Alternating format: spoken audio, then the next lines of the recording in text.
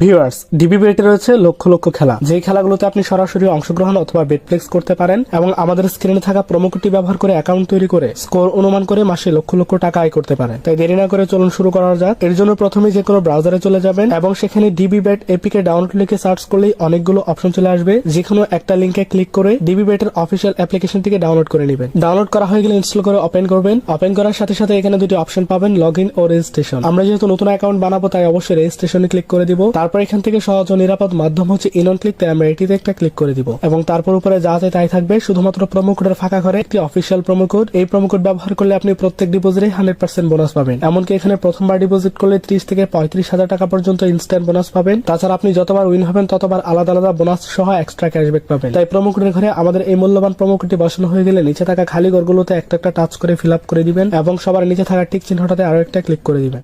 দেওয়ার পর আমাদেরকে একটি পাসওয়ার্ড ও ইউজার নেম দেওয়া হবে। যে পাসওয়ার্ড ও ইউজার নেম আমাদের জন্য খুবই গুরুত্বপূর্ণ, কারণ আমরা অন্য কোনো ডিভাইসে এই অ্যাকাউন্টে লগ ইন করতে গেলে পাসওয়ার্ড ও ইউজার নেমের প্রয়োজন হবে। তাই এটিকে খুব ভালোভাবে স্ক্রিনশট দিয়ে নিলাম। স্ক্রিনশট দেওয়া হয়ে গেলে নিচে দেখতে পাবেন নেক্সট বলে একটি অপশন থাকবে, আমরা এই নেক্সটে ক্লিক করে দিলাম। এবার আমাদের অ্যাকাউন্টটি রেজিস্ট্রেশন কমপ্লিট হয়েছে। এখন আমরা আমাদের অ্যাকাউন্টটিকে ভেরিফাইড করব।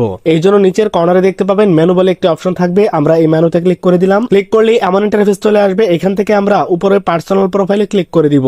আর ক্লিক করার সাথে সাথে আমাদের সামনে এমন কিছু অপশন চলে আসবে। আমরা এখান থেকে শুরুতে ফোন নাম্বার এবং তারপর এনআইডি কার্ড ভেরিফিকেশন করব। ফোন নাম্বার ভেরিফিকেশন করার জন্য এখানে দেখতে পাচ্ছেন ফোন নাম্বার লিংক বলে একটি অপশন থাকবে, আমরা এই লিংকে ক্লিক করে দিলাম। দেওয়ার সাথে সাথে এখানে ফোন নাম্বারের ফাঁকা ঘরটিতে আমরা আমাদের ব্যবহার করা ও সচল ফোন নাম্বার বসিয়ে নেক্সটে ক্লিক করলেই আমাদের সেই নাম্বারে একটি ওটিপি কোড পাঠানো হবে। সেই ওটিপি কোড এখানে বসিয়ে কনফার্মে ক্লিক করলে আমাদের ফোন নাম্বারটি ভেরিফিকেশন হয়ে যাবে। আমাদের ফোন নাম্বার ভেরিফিকেশন সাকসেসফুল। এইবার আমরা আমাদের ন্যাশনাল এনআইডি কার্ড ভেরিফিকেশন করব। এই জন্য উপরে দেখতে পাচ্ছেন ফিল ইন পার্সোনাল ডাটা বলে একটি অপশন রয়েছে, আমরা এখানে একটি ক্লিক করে দিলাম। দেওয়ার পর ঠিক আমাদের সামনে এমন ইন্টারফেস চলে আসবে যে ঘরগুলোতে আমরা আমাদের ন্যাশনাল এনআইডি কার্ডের তথ্যগুলোকে সঠিকভাবে বসাবো। তবে আপনার যদি এনআইডি কার্ড না থাকে তাহলে আপনার বিস্তারিত পরিচয়টি এখানে লিখতে পারেন। প্রথমে ফার্স্ট নেম, তারপর সারনেম এবং তারপর মিডল নেম। এখানে আমরা আমাদের নামের প্রথম অংশ, দ্বিতীয় অংশ এবং পুরো নামটি বসিয়ে দিব।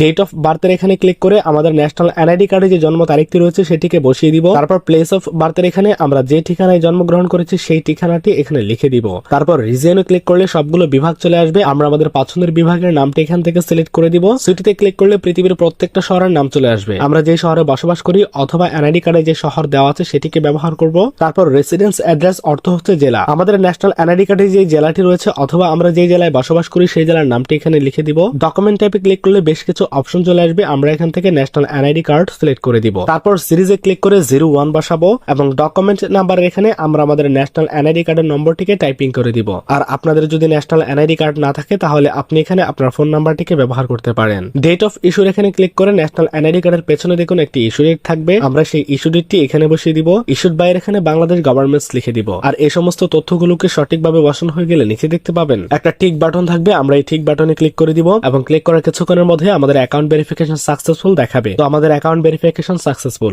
এইবার আমরা আমাদের অ্যাকাউন্টে ডিপোজিট করব। আর ডিপোজিট করার জন্য উপরে দেখতে পাচ্ছেন ডিপোজিট বলে একটি অপশন রয়েছে, আমরা এই ডিপোজিটে ক্লিক করে দিব।